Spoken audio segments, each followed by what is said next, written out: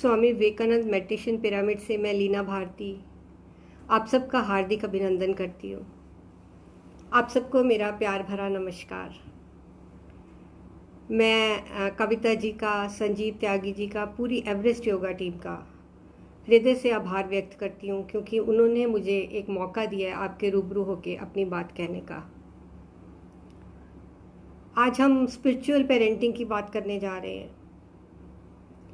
जैसे हर soul unique है, वैसी हर फैमिली भी यूनिक होती है। उसका अपना एनवायरनमेंट होता है, अपने सर्कमस्टांसेस होती हैं, अपनी सिचुएशंस होती हैं। तो हमें किसी भी सिचुएशन में अपनी इंट्यूशन से ही फैसला लेना होता है। हम जितना मर्जी स्विमिंग के बारे में जान ले, नॉलेज रखते हो, लेकिन जब पानी में उतरते हैं फिर ही पता चलता है कि बहाव कितना तेज़ है और हवा का रुख किस तरफ है। हमें हमारे मन का शांत होना और अपनी इंटरनल विजडम से कनेक्ट होना पेरेंटिंग के लिए बहुत ज़रूरी है। और मन को शांत करने का सबसे सहज और साइंटिफिक तरीका ध्यान है। हम कितने भी बुक्स पढ़ लें, पेरेंटिंग पे लेक्चर सुन लें, सब कुछ, हमारी सारी नॉलेज हमारे कॉन्शियस माइंड में रहती है, और जैसी सिचुएशन आती है हम एकदम से रिएक्ट कर जाते हैं सबकॉन्शियसली। और बच्चे जो हैं वो ऑब्जर्वेशन से सीखते हैं, सिखाने से नहीं सीखते। वो सीसीटीवी कैमरा की तरह होते हैं, जहाँ पे हमारा हर वर्ड, हमारा हर एक्शन, हमारा हर बिहेवियर, जहाँ पे रिकॉर्डिंग हो रही है। पेरेंटिंग के लिए बहुत ज़रूरी है कि हम ध्यान में उतरें, ताकि हम किसी भी स्थिति में एक क्लियर थिंकिंग के साथ अपनी इंटरनल विजडम से कनेक्ट होके, फोकस्ड होके किसी सोल्यूशन को सॉल्व कर सकें। ध्यान के साथ साथ पेरेंटिंग के लिए कनेक्शन का होना भी ज़रूरी है बच्चे के साथ। एज ए ह्यूमन बीइंग आप चाहे परफेक्ट हो ना हो, बट बच्चे के साथ आपका जो कनेक्शन है वो परफेक्ट होना चाहिए। कनेक्शन मीन्स आपका एक रिलेशन बहुत स्ट्रांग होना चाहिए बच्चे के साथ, ताकि वो हर प्रॉब्लम आपके साथ आके शेयर कर सके। अगर आप मेडिटेशन करते हो, मैं तो कहूँगी, और आपका जो कनेक्शन है वो परफेक्ट है, स्ट्रांग है, तो आपकी पेरेंटिंग बहुत सक्सेसफुल हो जाएगी। तो चलिए शुरू करते हैं कि हम दिन से ही कि बच्चे को हम उठाते कैसे हैं। पहले, क्या हम बच्चे को इनकरेजिंग वर्ड्स के साथ उठाते हैं या ऐसे शब्दों के साथ, उठ जा, जल्दी कर, अभी स्कूल बैग पैक करना है, अभी नाश्ता भी ठंडा हो रहा है, वैन आ जाएगी। इस एंग्जाइटी की एनर्जी के साथ बच्चे को उठा रहे हैं, ये इनकरेजिंग वर्ड्स के साथ, क्योंकि बच्चे का सबकॉन्शियस माइंड बहुत एक्टिव होता है। जो एनर्जी उसे सुबह मिलती है उसे अब्जॉर्ब करके वो फिर सारा दिन उसी एनर्जी के साथ अपने स्कूल के चैलेंजेस को फेस करता है। और अगर कभी अलार्म मिस हो जाए फिर तो एंग्जाइटी लेवल इतना हाई हो जाता है। जब हम बच्चे को ऐसे ट्रीट करते हैं एंग्जाइटी की एनर्जी के साथ, तो उसे एक मैसेज मिल रहा है कि अगर लाइफ में कोई भी चैलेंज आता है तो उसके लिए स्ट्रेस लेना बहुत ज़रूरी होता है। ये मैसेज बच्चे को नहीं जाना चाहिए। और यही बच्चा जब 13-14 साल की एज में आके हर चीज़ जल्दी जल्दी करता है, खड़े खड़े खाना खाता है, ट्यूशन्स भागता है, फिर हम ही कहते हैं क्या 2 मिनट आराम से बैठ के खाना भी नहीं खा सकता। आजकल मदर्स मोस्टली वर्किंग है और सुबह का टाइम बहुत हेक्टिक होता है, लेकिन अगर माँ को पावर ऑफ सबकॉन्शियस माइंड का पता है तो उसे सुबह 10 मिनट या 20 मिनट जल्दी उठना एक बोझ नहीं लगेगा। एक छोटा बच्चा है, अगर आप उसे सुबह उठा के बाहर लेके जाओ और कहो कि देखो सूरज कैसे तुम्हारा इंतज़ार कर रहा है, चिड़ियाँ तुम्हें ग्रीट कर रही हैं, तुम्हारे जागने का इंतज़ार कर रही हैं, तो उसे लगेगा I am a wonderful child, और उसकी सेल्फ इस्टीम कितनी स्ट्रांग हो जाएगी। सुबह कभी भी हम बच्चे को मार के, डांट के उसे कुछ ना दूध पिलाएं ना खाना खिलाएं, क्योंकि वो उसे हम क्या दे रहे हैं उससे इम्पॉर्टेंट है वो किस इमोशनल स्टेट में इसे रिसीव कर रहा है। आज साइंस ये कहती है कि जो माँ का दूध है बच्चे के लिए एक सर्वोत्तम आहार है, लेकिन एक दुखी माँ की बजाय अगर एक खुश माँ उसे बॉटल से भी फीड करती है तो वो बच्चे के लिए ज़्यादा बेहतर है। अब डांट के जब हम उसे खिलाते हैं, उसके अंदर जो केमिकल्स रिलीज हो रहे हैं, वो जो खाना भी हम दे रहे हैं वो भी पॉइजन बन जाएगा। हम सब जानते हैं, देखो मीरा ने जहर खाया, लेकिन वो उसकी भाव दशा ही थी, उसके अंदर की थॉट पार ही थी कि जो उस जहर को भी वो उसके लिए अमृत बन गया। दूसरा जो बहुत इम्पॉर्टेंट चीज़ हमें ध्यान में रखनी है, हमारी लैंग्वेज, कि हम अपने पार्टनर के साथ, अपने पेरेंट्स के साथ, अपने कुलीग्स के साथ, सर्वेंट्स के साथ, ड्राइवर्स के साथ किस तरह से पेश आ रहे हैं, राह चलते स्ट्रेंजर्स के साथ, शॉपकीपर्स के साथ, क्योंकि हमारा बच्चा हमें ऑब्जर्व करके हमसे सीख रहा है कि मुझे आगे कैसे बिहेव करना है। अगर हम रेड लाइट पे एंग्जाइटी शो कर रहे हैं तो वो भी उसके नोटिस में आ रही है। और अगर आज हम चेंज होने की कोशिश करते हैं तो वो उस चेंज को भी नोटिस करेगा और खुद भी चेंज होना शुरू कर देगा। तो देखिए कितना बड़ा बदलाव आ सकता है उसकी लाइफ में। सपोज सुबह आप जल्दी में, बच्चे ने दूध गिरा दिया, अगर आप उसे डांट रहे हो तो एक अलग तरह का मैसेज जा रहा है, लेकिन अगर आप उसे कह रहे हो कि चलो जल्दी करो, मेरी हेल्प करिए, आप एक डस्टर लेके आओ, हम इसे क्लीन करते हैं, तो आप एक अलग तरह का मैसेज उसे दे रहे हो कि हमें कभी भी अपना फोकस प्रॉब्लम पे नहीं, सॉल्यूशन पे रखना चाहिए। हमें हमेशा polite words, thank you, sorry, ऐसे वर्ड्स का इस्तेमाल करना चाहिए अपनी डेली लाइफ में। एक जो बेहतरीन गिफ्ट हम अपने बच्चे को दे सकते हैं वो है कि उससे वो जैसा है विदाउट एनी कंपैरिजन हम उसे एक्सेप्ट करें।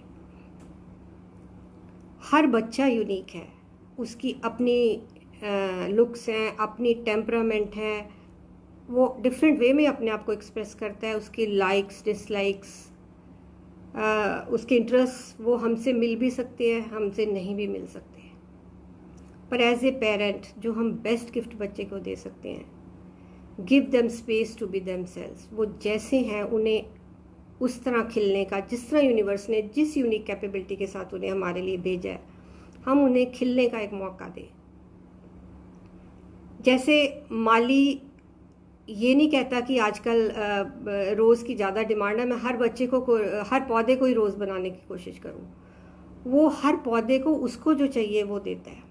इसी तरह एज ए पेरेंट ये हमारी ड्यूटी है कि हम एक सूटेबल हारमोनियस एनवायरनमेंट दें ताकि उसकी जो भी यूनिकनेस है वो उसमें खिल के आए। दूसरा, ब्लेस देम कॉन्स्टेंटली, कॉन्टिन्यूसली। अगर हम बच्चे को ब्लेसिंग्स की एनर्जी भेजते हैं तो उसकी सोल की स्ट्रेंथ बढ़ जाती है। और माँ और बच्चे का तो एक साइकिक कनेक्शन होता है। मदर की एनर्जी मिराकुलसली बच्चे पे काम करती है। माँ को अपने शब्दों से ही नहीं, अपने थॉट से भी हर वक्त उसे ब्लेस करते रहना चाहिए।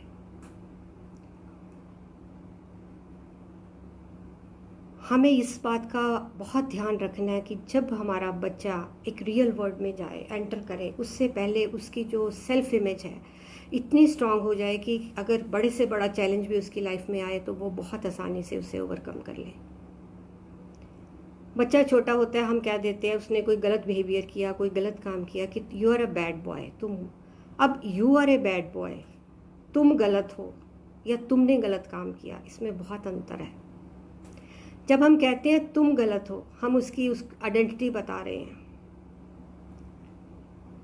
जिससे कि उसकी जो सेल्फ एस्टीम है वो लो होना शुरू हो जाएगी। सेल्फ इमेज उसकी कमज़ोर होती है। सेल्फ इमेज मीन्स वो अपने बारे में क्या सोचता है, क्या महसूस करता है। अब जैसा वो अपने बारे में सोचेगा, महसूस करेगा, वैसा ही वो बनता जाएगा, क्योंकि सबकॉन्शियस माइंड जो है कॉन्शियस माइंड को कमांड की तरह लेगा, उसके पास अपना कोई लॉजिक नहीं है। और वैसे भी बच्चे का कॉन्शियस माइंड इतना डेवलप नहीं हुआ होता कि वो आपकी स्टेटमेंट को फिल्टर कर सके। इन्वायरमेंट का, स्कूल्स का भी बच्चे की सेल्फ इमेज को बनाने या बिगाड़ने में बहुत बड़ा हाथ होता है। अब स्कूल में टीचर्स के पास जाओ, उससे पूछो बच्चे कैसे हैं आपकी क्लास में, वो कहे कि 2-3 ही आउटस्टैंडिंग है, बाकी सब तो एवरेज है। ये सुनता सुनता जब वो बड़ा होता है तो उसे भी लगता है कि अगर मेरी आईआईटी में एडमिशन नहीं हुई तो मेरी लाइफ तो एवरेज ही रहने वाली है। कई बार हम अनइंटेंशनली ऐसे शब्द बोल देते हैं कि तू रहने दे, ये तेरे बस की बात नहीं है, इतनी छोटी सी चीज़ तेरी समझ में नहीं आई, तू कोई भी काम ढंग से नहीं कर सकता। या हम सिबलिंग्स का कंपेयर कर देते हैं कि ये थोड़ा स्लो लर्नर है या थोड़ा कमज़ोर है, बहुत जल्दी ही बीमार हो जाता है। तो ये जो नेगेटिव अफर्मेशंस हैं, धीरे धीरे यही बच्चे की रियलिटी बन जाती है। हमें बहुत ही सकारात्मक शब्दों के साथ बच्चों को ग्रो करना चाहिए। जब हम हाईली इमोशनल स्टेट में होते हैं उस वक़्त हमें जो भी कहा जाता है वो सीधा हमारे सबकॉन्शियस माइंड में चला जाता है। उस वक़्त कॉन्शियस माइंड उसे रोक नहीं पाता और वो हमारी मेमोरी में चीज़ स्टोर हो जाती है। आप याद करो, आपको कोई अच्छा इवेंट जहाँ आपने को किसी ने कोई कॉम्प्लीमेंट दिया हो, आप बहुत खुश महसूस कर रहे हो, आज भी जब वो बात याद करते हो आप, तो पूरी उसकी वैसा ही डायलॉग आपके मन में के अंदर घूमता है और आप फुल ऑफ एनर्जी हो जाते हो, भर जाते हो एनर्जी से। ऐसे ही नेगेटिव सिचुएशंस के साथ भी है, किसी से लड़ाई हुई, कोई अनवांटेड कन्वर्सेशन आज भी याद आती है, पूरी बॉडी की केमिस्ट्री बदल जाती है। तो जब बच्चा इमोशनल स्टेट में है, हमें बहुत अवेयरनेस के साथ इनकरेजिंग वर्ड्स का इस्तेमाल करना है। अब अगर बच्चे के फॉर एग्जांपल मैथ्स में कम मार्क्स आ गए, अब वो तो पहले ही डरा हुआ है, ऊपर से टीचर्स या पेरेंट्स ने बोल दिया कि तू ये मैथ तो तेरे बस का है ही नहीं, इतनी देर को प्रैक्टिस कराई है फिर भी तेरे से नहीं हो पा रहा, तो वो चीज़ बच्चा बाद में जितना मर्जी एफर्ट करे वो उसके कभी भी 100% नहीं दे पाएगा अपना, उसे हमेशा अपने आप पे एक डाउट सा बना रह जाता है। तो हमें बच्चे को पूरी उसकी एप्रिसिएशन करनी चाहिए, उसे उसकी सेल्फ इमेज को स्ट्रॉन्ग करने में। एक्सेप्टेंस का मतलब ये है कि without any judgement, without any comparison हम बच्चे को एक्सेप्ट कर रहे हैं, लेकिन एक्सेप्टेंस का ये मतलब भी नहीं कि हम उसे इम्प्रूव करने के लिए कुछ करेंगे ही नहीं। हर सोल की एक अपनी कैपेसिटी होती है, हमें समझना चाहिए जैसे हर एक की एक फिजिकल कैपेसिटी है वैसे उसकी मेंटल इमोशनल कैपेसिटी भी है। हम डरा के डांट के बच्चे को पढ़ने तो बिठा सकते हैं पर उसकी कैपेसिटी नहीं इंक्रीज कर सकते। तो फिर हमें करना क्या है, हमें पहले उसकी विशेषताएं निकाल के उसे अप्रिशिएट करना है। जब हम लगातार उसको अप्रिशिएट करते हैं उसकी क्वालिटीज़ को, वैसे होता ये है कि जो उसकी क्वालिटीज़ है कई बार हम उसे टेकन फॉर ग्रांटेड ले लेते हैं, उसे अप्रिशिएट करना बंद कर देते हैं। जब हम उन छोटी छोटी क्वालिटीज़ को अप्रिशिएट करते हैं तो एक energy flows where attention grows, और उससे उसकी जो सोल की पावर है वो उससे स्ट्रांग होती है, और उस बढ़ी हुई शक्ति से वो जो उसकी एक कमज़ोरी है उसको हील करने की उसे शक्ति मिल जाती है। हमें सोल की पार पे हिट नहीं करना चाहिए, सोल को इम्पार करना चाहिए। अब एक बच्चा 65% मार्क्स लेके आ रहा है, उसने बहुत मेहनत की, 80% पे पहुंचा और पेरेंट्स के पास गया, तो आजकल पेरेंट्स का पहला रिएक्शन क्या होता है, हाईएस्ट किसके आए, कितने आए। उसे पता है मैं कितनी भी मेहनत कर लूँ मेरा कंपैरिजन फर्स्ट के साथ ही होने वाला है। और स्कूल्स में भी यही बात होती है कि जो फर्स्ट है वही इम्पॉर्टेंट है, जबकि हर बच्चा इम्पॉर्टेंट है। और अगर आपका बच्चा टीन एज में है तो ये तो फिर बहुत ही चैलेंजिंग फेज़ है उसके लिए, क्योंकि इस वक्त बहुत सी न्यूरोकेमिकल चेंजेस उसके अंदर हो रही हैं। वो जैसे ही बड़ा होता है थोड़ा एरोगेंट हो जाता है, गुस्सा बढ़ जाता है, बैक आंसरिंग करने लगता है। वो बच्चा जो हर फंक्शन पे पेरेंट्स के साथ जाता था अब उसे कमरे में अकेले रहना पसंद है। उधर पेरेंटल एंग्जाइटी भी बहुत हाई है, पेरेंट्स वरीड है उसकी स्टडीज़ को लेके, उसकी हेल्थ को लेके, वो कौन से सर्कल में मूव कर रहा है, उसकी सेफ्टी को लेके। शेरन बेगले एक न्यूरो साइंटिस्ट हैं, उन्होंने एक बहुत फेमस बुक लिखी है कि train your mind and change your brain. उनका कहना है कि जब बच्चा टीनेज में पहुंचता है तो बहुत से न्यूरल कनेक्शंस की प्रूनिंग होनी शुरू हो जाती है उसके ब्रेन में। 20 बिलियन न्यूरल कनेक्शंस की हर रोज़ प्रूनिंग होती है। ये ऐसी है जैसे माली पौधों की प्रूनिंग करता है ताकि हर पौधे को एक बेटर नरिशमेंट मिल सके। जो कनेक्शंस उसे चाहिए या जो हैबिट्स या स्किल्स वो आगे टीनेज के बाद कंटिन्यू रखता है, उसके तो स्ट्रॉन्ग न्यूरल कनेक्शंस बनने शुरू हो जाते हैं और बचपन के बहुत से चाइल्डहुड के न्यूरल कनेक्शंस की क्लियरिंग होनी शुरू हो जाती है। आप इसे ऐसे समझिए जैसे आप किसी शहर में जा रहे हो जहाँ पे वर्क इन कंस्ट्रक्शन है।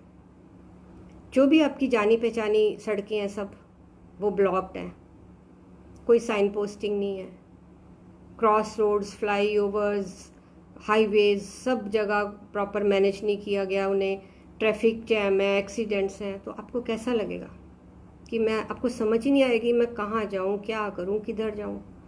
ऐसा ही कुछ हाल टीनेजर के ब्रेन का होता है। फ्रंटल लोब की बहुत ही सिग्निफिकेंट प्रूनिंग होती है इस वक्त, और ये वो हिस्सा है ब्रेन का जो हमें एक क्लियर थिंकिंग देता है, डिसीजन देने की पावर देता है, रीजनिंग की शक्ति देता है। अब उसकी प्रूनिंग इतना हैपेजेड हुआ है कि इसीलिए जो टीनेजर्स हैं वो इनडिसिसिव हो जाते हैं, इम्पल्सिव हो जाते हैं, इरेशनल हो जाते हैं। जो ब्रेन 10-12 साल तक इतने फंक्शनल तरीके से चल रहा था अचानक ही हैपेजेड हो जाता है। अब न्यूरोकेमिकल चेंजेस हो रही हैं, हार्मोनल चेंजेस इस एज पे होती हैं। पेरेंटल उसका जो लाइफस्टाइल है आजकल टीनेजर्स का, रात को लेट सोना, सुबह तो उठना ही पड़ेगा, स्कूल है, कॉलेज है। उसके बाद इलेक्ट्रॉनिक, सोशल मीडिया की अट्रैक्शंस, उसका कंपटीशन स्ट्रेस, सब उसका भी कंपटीशन का भी स्ट्रेस स्टडीज़ का, तो सब कुछ उसे मैनेज करना पड़ता है। वो इतना क्रूशियल पीरियड है कि इसमें पेरेंट्स को बहुत ही अवेयरनेस की ज़रूरत है, बहुत पेशेंस की ज़रूरत है। ये ठीक है कि हम बच्चे की इमोशंस और बिहेवियर नहीं मैनेज कर सकते, लेकिन हम अपने बिहेवियर को मैनेज कर सकते हैं। इनसाइड आउट अप्रोच, यहाँ पे इनसाइड आउट अप्रोच चलेगी कि अगर मैं किसी को भी बदल सकता हूँ तो मैं खुद ही हूँ जिसको बदलूँगा मैं।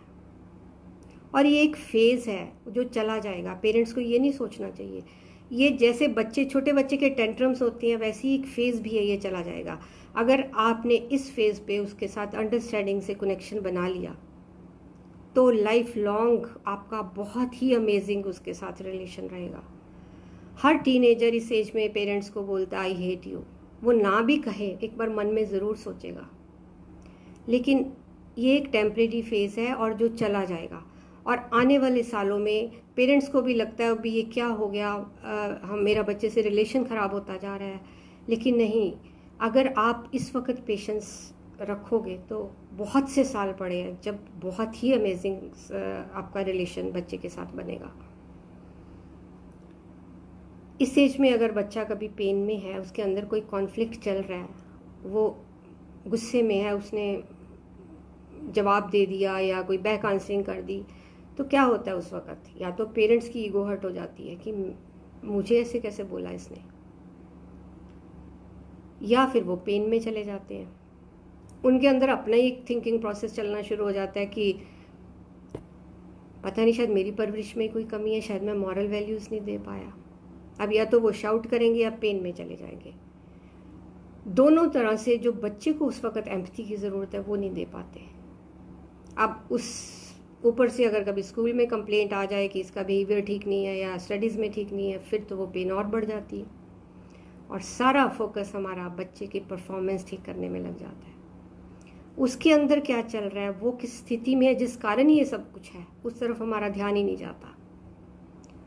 तो यहाँ पे हमें उसके पेरेंट ना बनते हुए उसके कोच बनना है।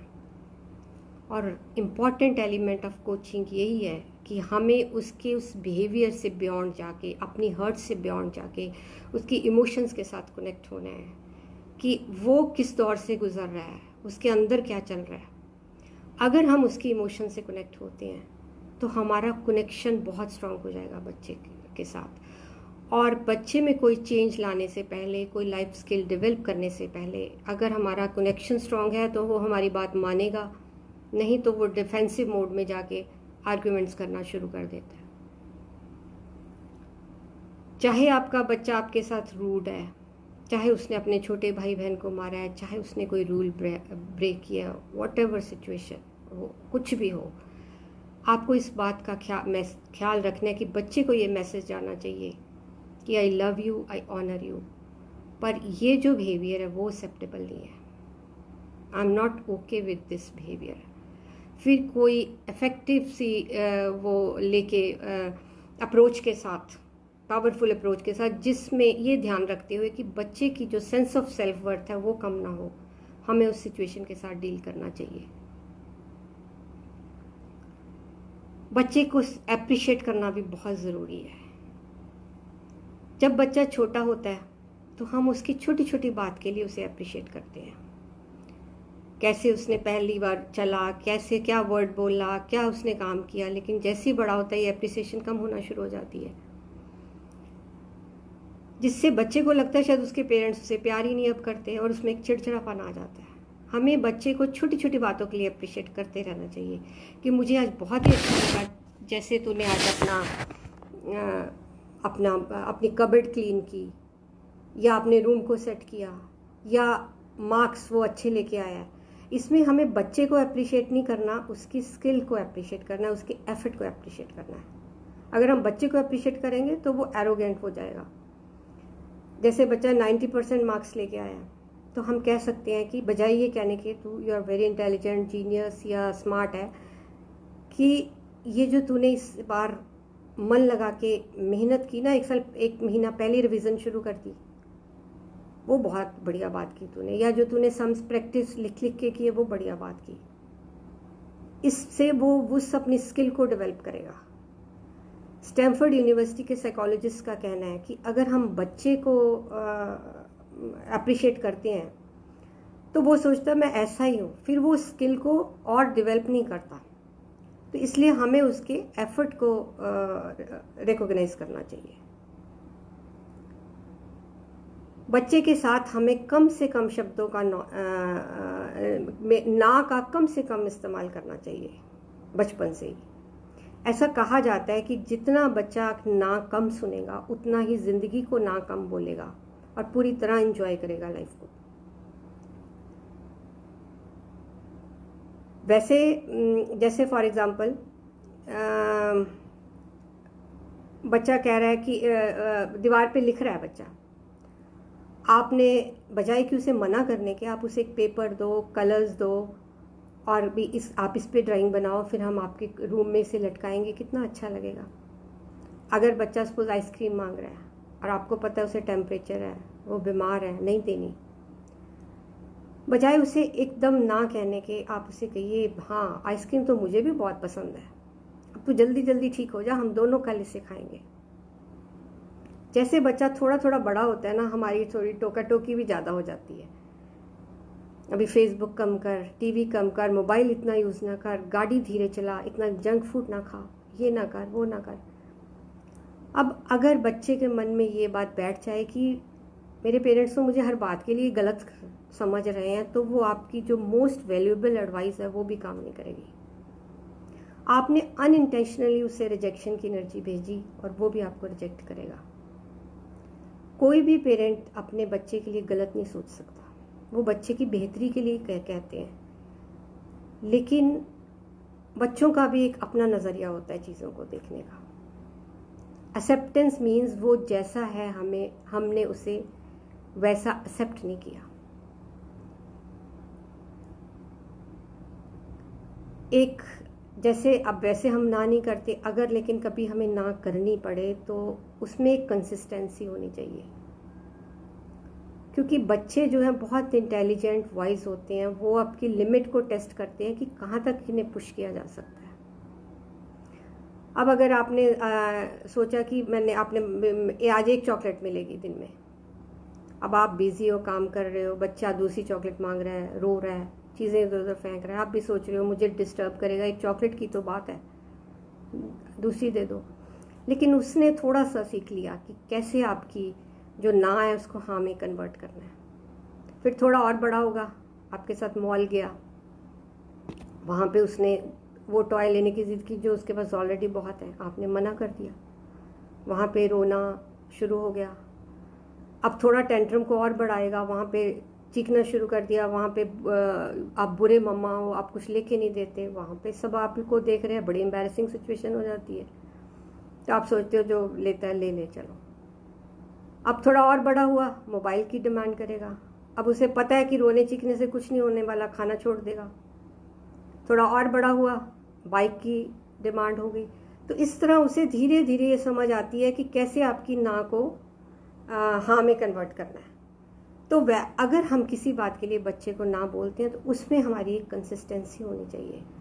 कंसिस्टेंसी हो, रिजिडिटी नहीं। अगर आप देखो कि इसको क्रॉस एंड कोन्स देख के कि इसे मुझे पूरी करना है तो पूरी भी कीजिए। जब बच्चे के साथ बाजार जाएं, पहले एक लिस्ट बना के जाएं, बच्चे को इन्वॉल्व करिए शॉपिंग में कि आज हम ये लेने जाएंगे, और जो भी बच्चा जिद करेगा फिर हम वापस घर आ जाएंगे। थोड़ा कई बार इसमें एफर्ट एनर्जी लगती है, लेकिन बच्चे को समझ आ जाता है कि मैं अपने पेरेंट्स को कहाँ तक पुश कर सकता हूँ, कहाँ तक नहीं। आजकल इंस्टेंटली बच्चे के मुंह से जो बात निकलती है पेरेंट्स पूरी कर देते हैं। बच्चे को ना सुनने की आदत ज़रूर डालनी चाहिए, क्योंकि जब वो बाहर समाज में जाता है, अपने वर्क प्लेस पे, कहीं पे भी, उसको अगर कभी ना सुनी हो तो उसे वो ना बर्दाश्त नहीं होती। आजकल पेरेंट्स बच्चे के पीछे घूम घूम के उसे खाना खिलाते हैं। बच्चा टीवी देख रहा है, मुंह में बाइट डाली जा रही है। ऐसा करने से बच्चे में पेशेंस डेवलप नहीं होती और उसकी कंसंट्रेशन भी इम्प्रूव नहीं होती, बनती नहीं है कंसंट्रेशन, वो एक जगह टिक के बैठ नहीं सकता।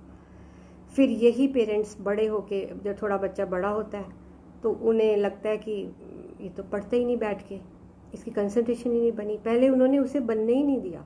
बच्चे को खुद अपना खाना सीखना चाहिए। इसमें जब हम उसे थोड़ी थोड़ी रिस्पॉन्सिबिलिटी देंगे ना, तो उसमें कॉन्फिडेंस आना शुरू हो जाएगा।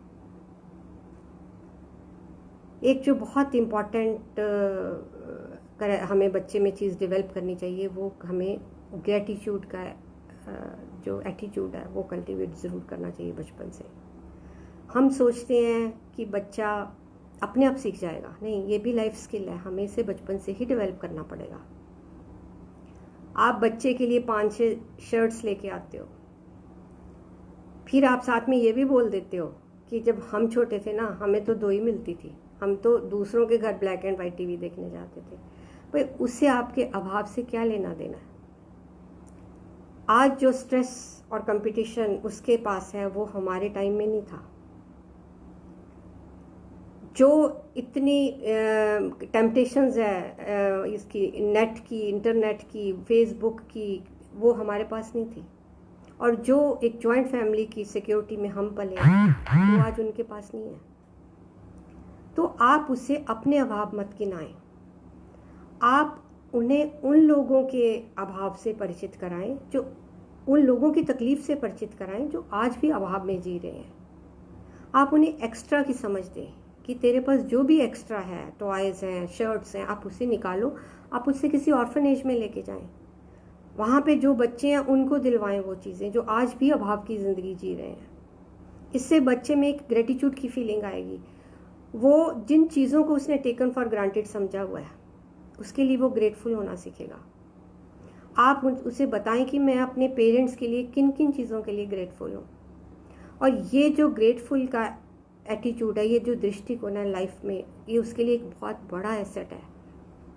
क्योंकि जब भी कभी हम लो फील करते हैं या नेगेटिव थिंकिंग के लूप में फंस जाते हैं, तो आप देखो उस वक्त हमारे जीवन में ग्रेटिट्यूड की ही कमी होती है। जैसे ही हम देखना शुरू कर देते हैं कि मेरी लाइफ तो अबंडेंटली ब्लेस्ड है, तो वैसे ही वो नेगेटिविटी फटाफट भाग जाती है। तो अगर हम बचपन से ही ये दृष्टिकोण दें बच्चे को जीवन जीने के लिए, तो उसकी लाइफ के लिए एक बहुत बहुत अच्छी चीज़ होगी।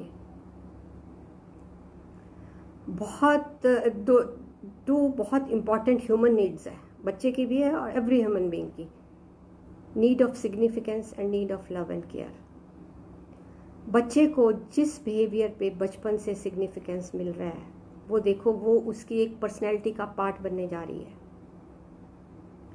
बच्चा ड्राइंग कर रहा है, खेल रहा है, उसे कोई सिग्निफिकेंस नहीं मिल रहा। जैसे उसने कोई शरारत की, बदमाशी की, हम उसे सिग्निफिकेंस देते हैं। अब बच्चे के माइंड की प्रोग्रामिंग हो रही है कि अगर मुझे सिग्निफिकेंस चाहिए तो मुझे ऐसा बिहेवियर करना है। आप बच्चे को कब उठाते हो गोद में? जब वो रो रहा है या जब वो खेल रहा है? मैं ये नहीं कह रही कि जब बच्चा रोए से गोद में ना उठाए, लेकिन जब बच्चा खेल रहा है, हेल्दी है, खुश है, तब भी उसे लव, केयर एंड अटेंशन की ज़रूरत है।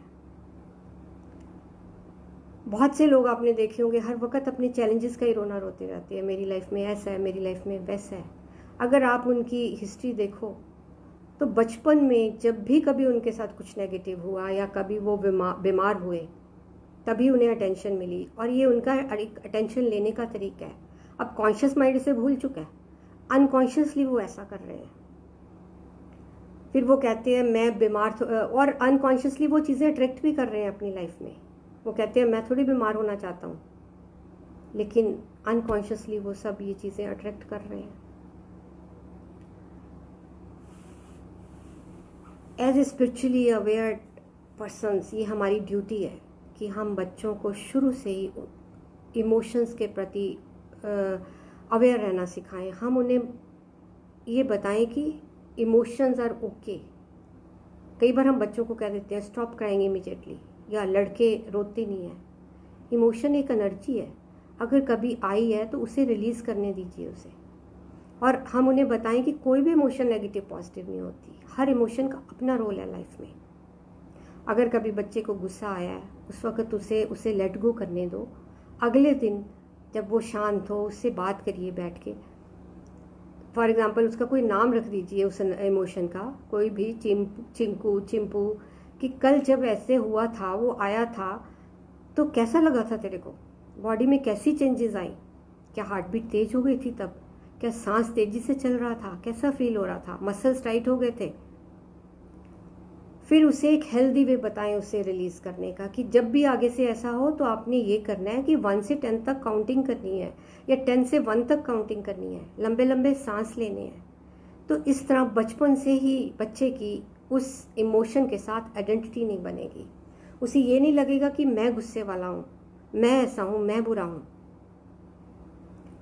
जापान में पहले 10 साल तक बच्चे को कोई होमवर्क नहीं दिया जाता, कोई टेस्ट नहीं होता, सिर्फ कैसे वो इमोशनली हेल्दी रह सके, कैसे अपनी इमोशंस को रिकॉग्नाइज करते हैं, इसकी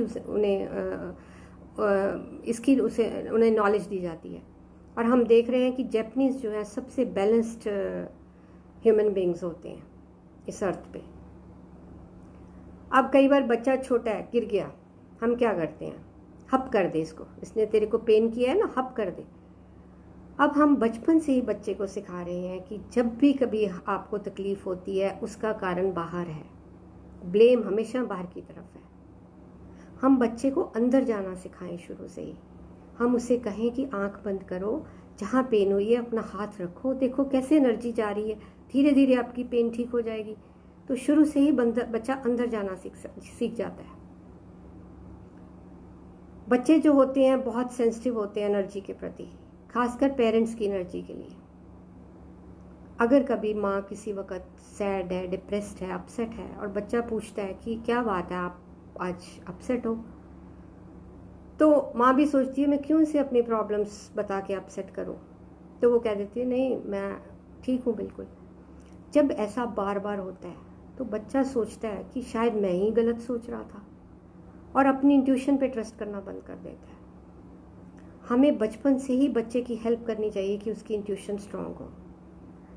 ये ठीक है कि हम हर प्रॉब्लम बच्चे के साथ नहीं शेयर कर सकते, लेकिन अगर बच्चा पूछे, हम ये कह सकते हैं कि yes I am not okay today, but ये बड़ी नॉर्मल सी बात है, ऐसा सबके साथ होता है, मैं जल्दी इससे बाहर आ जाऊंगी। तो इस तरह हम बच्चे की हेल्प कर रहे हैं उसकी इमोशंस, इंट्यूशन को उसे स्ट्रॉन्ग करने में। कंपनी का बहुत बड़ा रोल है। हम बहुत इस बात से पेरेंट्स रहते हैं कि वो कौन सी कंपनी में रहता है, कैसे रहता है। अगर बचपन से ही बच्चे के मन में ये बात बिठा दी जाए कि तुम जैसा बनना चाहते हो वैसी कंपनी में रहो, अगर तुम खुश रहना चाहते हो उन लोगों की कंपनी में रहो जो खुश रहने की कला जानते हैं, अगर तुम जिस फील्ड में सक्सेसफुल होना चाहते हो उन लोगों की कंपनी में रहो जो उस फील्ड में सक्सेसफुल हैं, उनकी इंस्पायरिंग स्टोरीज सुनो। जैसी कंपनी में रहोगे वैसे बन जाओगे। अगर ये बात बच्चे के मन में बचपन से ही बैठ जाती है तो सोचिए कितना बड़ा एसेट है उसके पास। हर माँ बाप बच्चे को प्यार करता है, लेकिन बच्चे को भी महसूस होना चाहिए कि उसके पेरेंट्स उसे प्यार करते हैं। हर बच्चे की प्यार को समझने की एक अपनी भाषा होती है। किसी को अगर आप किसी के बच्चे के साथ आप टाइम स्पेंड करते हो तो उसको लगता है मेरे पेरेंट्स मुझे प्यार करते हैं। किसी को हग्स किसेस अगर आप करते हो, कई पेरेंट्स को ऐसे आदत नहीं होती फिज़िकल टच की, लेकिन जिसकी primary physical love language physical touch है उसे उसके लिए बहुत ज़रूरी है, तो उसे लगता है मुझे प्यार मिल रहा है। किसी को इनकरेजिंग वर्ड्स की बहुत ज़रूरत होती है, ऐसे ही जैसे पौधों को पानी की, तो उसे लगता है उसके पेरेंट्स प्यार करते हैं। जो कनेक्शन है बच्चे के साथ वो एक इमोशनल बैंक की तरह है, जहाँ पे बच्चा अपने चैलेंजिंग डेज में वहीं से एनर्जी विड्रॉ करता है। अब हमें ये देखना है कि उसमें विड्रॉल कम से कम हो, डिपॉजिट्स ज़्यादा से ज़्यादा हो। डिपॉजिट्स कैसे होते हैं? ये हमारे प्यार देने से, हमारा कनेक्शन स्ट्रॉन्ग होने से। और विड्रॉल्स कैसे होती हैं? पेरेंटल स्ट्रेस और एंजाइटी से, या फिर जब हम बच्चे को कंपेयर करते हैं, क्रिटिसाइज़ करते हैं, जज करते हैं, या पेरेंट्स की डेली डिमांड्स से। सुबह उठते ही जैसे हम बोलते हैं बैग पैक कर लिया, ब्रश अच्छे से करना, नाश्ता करके जाना, स्कूल में लंच खा के आना, कहीं वाटर बॉटल ना भूल आना। तो धीरे धीरे बच्चा ये जो इनको बॉदर करना बंद कर देता है। न्यूरो साइंस लैब में एक एक्सपेरिमेंट हुआ। उन्होंने बच्चों के ब्रेन के साथ एक इंस्ट्रूमेंट मशीन अटैच की और वेरियस स्टिमुलाई से बच्चों के अंदर, ब्रेन के अंदर एक्टिविटीज़ को देखा भी क्या चेंजेस आ रही हैं। जब उन्होंने मदर की नैगिंग वॉइस के साथ उनके ब्रेन को कनेक्ट किया तो देखा वहाँ कोई हलचल ही नहीं थी। बच्चों के ब्रेन ने उस आवाज़ को फिल्टर करना सीख लिया था। फिर हम कहते हैं कि बच्चे हमारी बात ही नहीं सुनते। तो हमें बच्चों के साथ बहुत इफ़ेक्टिव वे में सकारात्मक बातें ही बोलनी चाहिए। फिज़िकल, हम बच्चे के साथ बाज़ार जाते हैं, मूवी देखते हैं, रेस्टोरेंट में जाते हैं, लेकिन ये क्वालिटी टाइम नहीं हुआ जो क्वालिटी टाइम हमें स्पेंड करना है बच्चे के साथ। क्वालिटी टाइम मीन्स जो बिल्कुल हमारी फोकस्ड होके अनडिवाइडेड अटेंशन है, जहाँ पे हम कोई दूसरा काम ना करें। आप 20 मिनट बच्चे को दो, स्पेशली फादर्स, जिसमें वो अगर कह रहा है उसके साथ कार्टून देखना है कार्टून देखो, वो घोड़ा बनने को कह रहा है घोड़ा बनो, उसकी बातें सुनो चाहे कितनी भी आपको बेफजूल लगे। इस 20 मिनट में नो लेक्चर, नो एडवाइस। आप हैरान रह जाओगे। आप 20 मिनट बच्चे को दो, बाकी के 23 घंटे वो आपकी बात सुनेगा। आजकल इलेक्ट्रॉनिक मीडिया के साथ बच्चों की बहुत इन्वॉल्वमेंट हो रही है। हमें देखना चाहिए कि वो कौन सी वीडियो गेम खेलते हैं। आजकल बहुत सी ऐसी गेम्स चल गई हैं कि उसे बच्चे ने गन से जाके बैंक को लूटा, या कार से ड्राइवर को बाहर निकाला, उसे शूट किया, फिर खुद बैठ गया। हम जिस चीज़ के साथ बच्चे को एक्सपोज करते हैं बचपन में, साइकोलॉजी ये कहती है कि वही चीज़ें उसके माइंड में स्टोर होना शुरू हो जाती है और वैसे ही उसका थिंकिंग प्रोसेस हो जाता है। तो हमें बच्चों को कोई स्पोर्ट्स अकेडमी करानी चाहिए जिससे उसमें टीम वर्क हो, पेशेंस बढ़े, उसे कोऑर्डिनेट करना आए। लाइफ की सक्सेस इस बात पे बहुत डिपेंड करती है कि हम दूसरों के साथ कोऑर्डिनेट कैसे करते हैं। हम बच्चों के साथ पॉजिटिव आई कांटेक्ट रखें। जब भी हम उन्हें अप्रिशिएट करें, एक आई कांटेक्ट के साथ करें। हमारा आई कांटेक्ट कब होता है बच्चे के साथ? जब हमने गुस्सा करना होता है या जब हमें कोई इंस्ट्रक्शंस देनी होती है। कई बार हम एज ए पनिशमेंट बच्चे से बात बंद कर देते हैं और अपना आई कांटेक्ट भी नहीं कोई रखते। इससे बच्चे की जो सेल्फ एस्टीम है वो बहुत लो हो जाती है। आप फैमिली टाइम निकालें जिसमें आप प्लान करें कि एक मील इकट्ठा लेना है, या 3-4 महीने बाद एक ट्रिप प्लान करना है, या कोई गेम जो आप संडे के संडे खेल सकते हो, जैसे कि एक ग्रेटिट्यूड गेम। आप डाइस के 6 साइड्स होती हैं, आप 6 पॉइंट्स लिखिए कि आज मैं यूनिवर्स में के लिए इस चीज़ के लिए ग्रेटफुल हूँ, आज मुझे इस बात से खुशी हुई है, आज मैंने ये एक्ट ऑफ काइंडनेस दूसरे के साथ किया, या कुछ भी ऐसी 6 पॉइंट्स। फिर हर कोई डाइस जिसके साथ जो नंबर आए वो अपनी शेयर करे। तो इस तरह बच्चों में एक ग्रेटिट्यूड की फीलिंग आती है, एक कनेक्टिविटी आपस में बनती है, और उन्हें एक एक्ट ऑफ सर्विस करना दूसरे, ये जो हैबिट है वो बचपन से ही उनमें इनकलकेट हम कर सकते हैं। या जिन घरों में रात को प्रार्थना करने की आदत है, आप एक लेटर टू गॉड जिसमें हर कोई अपने ड्रीम्स, अपनी डिज़ायर्स, अपने फियर्स, अपनी इनसिक्योरिटीज़ लिखता है, फिर चाहे हफ्ते में एक दिन सब बैठ के अपनी शेयर करते हैं। इससे हम फैमिली में एक दूसरे की कनेक्टिविटी बढ़ती है। और ऐसी गेम्स बच्चों की इमोशनल हेल्थ के लिए बहुत ज़रूरी होती हैं।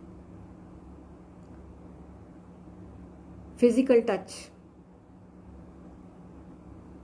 पहले 18 महीने जो हैं वो बच्चे की इमोशनल हेल्थ जो उसकी बननी है उसकी फाउंडेशन होती है उनमें मंथ्स में। इस वक्त बच्चे को बहुत ही एक फ़िज़िकल टच, टेंडर केयर और काइंड वर्ड्स की ज़रूरत होती है। जब हम 1 साल के बच्चे को हवा में उछालते हैं, या 7-8 साल के बच्चे को हाथ से पकड़ के घुमाते हैं, या घोड़ा बनना, उसे अपनी गोद में बिठा के कहानी सुनानी जिसकी मेमोरी लाइफ लॉन्ग रहती है, या उसके पिलो फाइटिंग, बच्चा बैठा है, हमने उसकी पीठ थपथपा दी इनकरेजिंग वर्ड्स के साथ, उसका कॉलर ठीक कर दिया, ये सब एग्जाम्पल्स हैं फिज़िकल टच के। बच्चे थोड़ा बड़े होते हैं, खासकर बॉयज़, फिर उन्हें ये हग्स एंड किसेस ये पसंद नहीं आता, तो आप उनके साथ कोई गेम, बास्केटबॉल, टेबल टेनिस, कुछ भी प्लेग्राउंड में जाके खेल सकते हैं, जिसमें कि क्वालिटी टाइम और फिज़िकल टच दोनों ही चीज़ों का कॉम्बिनेशन हो जाता है। कई बार आप देखते हो बच्चा ज़मीन पे लेटा होता है और आप वहाँ से क्रॉस कर रहे हो, तो बच्चा एक पैर से आपको टच करने की कोशिश करता है, अटकारा सा डालता है, या आप बैठे हो, पीछे से आके बच्चे ने आपको हग कर लिया, आपकी आंखों पे हाथ रख दिया। ये क्या साइंस है? ये बता रहे हैं कि आपके बच्चे की जो प्राइमरी लव लैंग्वेज है वो फिज़िकल टच है। वो आपको टच कर रहा है because he wants to be touched. मारना, किसी भी हाथ उठाना बच्चे के ऊपर एक बहुत ही बड़ा उसकी सोल पे एक गहरा असर डालता है। और जिस बच्चे की primary love language physical touch है, उसके ऊपर तो इसका बहुत गहरा असर होता है। तो हमें ऐसा कभी नहीं करना चाहिए।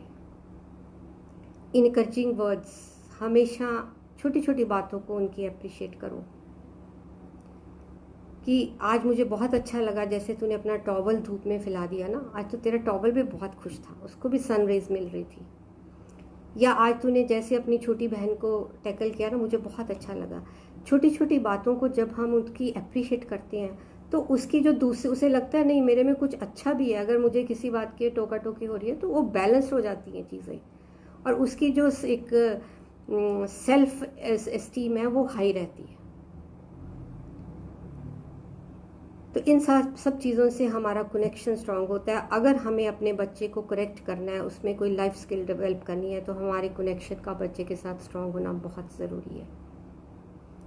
बहुत सी ऐसी लाइफ चैलेंजेस होते हैं जिन्हें हमें अपने बच्चे जैसे उसका स्क्रीन टाइम फिक्स करना, उसकी स्टडीज़ का टाइम फिक्स करना, तो उसके लिए हमारा बच्चे के साथ कनेक्शन होना बहुत स्ट्रांग है। आज बहुत से पेरेंट्स ये शिकायत करते हैं कि हमारे बच्चे के लिए उसके फ्रेंड्स ही सब कुछ हैं। क्यों बच्चा बाहर उस दोस्त को ढूंढता है जो उसे माँ बाप में नहीं मिलते? पेरेंट्स बहुत केयरिंग है, बहुत चिंता करते हैं, लेकिन दोस्त नहीं है। बच्चे को ये फेथ होना चाहिए कि मैं कुछ भी कहूँ, मेरे पेरेंट्स मुझे जज नहीं करेंगे। आज हमें इवॉल्व होने की ज़रूरत है, नहीं तो हमारे बच्चे आगे निकल जाएंगे और हम पीछे रह जाएंगे। आप बच्चों को फ़ोन करो, साइलेंट मोड पे होगा हमेशा, कभी नहीं उठाएंगे। जैसे ही व्हाट्सएप किया एकदम से रिप्लाई आ जाएगा।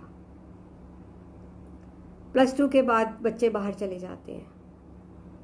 हमें ये देखना है कि जब हमारा बच्चा बाहर जाए, क्या वो इतना कॉन्फिडेंट और रिस्पॉन्सिबल है कि बाहर के चैलेंजेस को स्वीकार कर सके, उनसे निपट सके, या क्या अगर उसे वहाँ कोई चैलेंज आता है, क्या आपका उसके साथ ऐसा कनेक्शन है, आपने ऐसा इन्वायरमेंट उसे दिया है कि वो बेझिझक आपसे डिस्कस कर सकता है हर चीज़, कि मुझे ये जज नहीं करेंगे।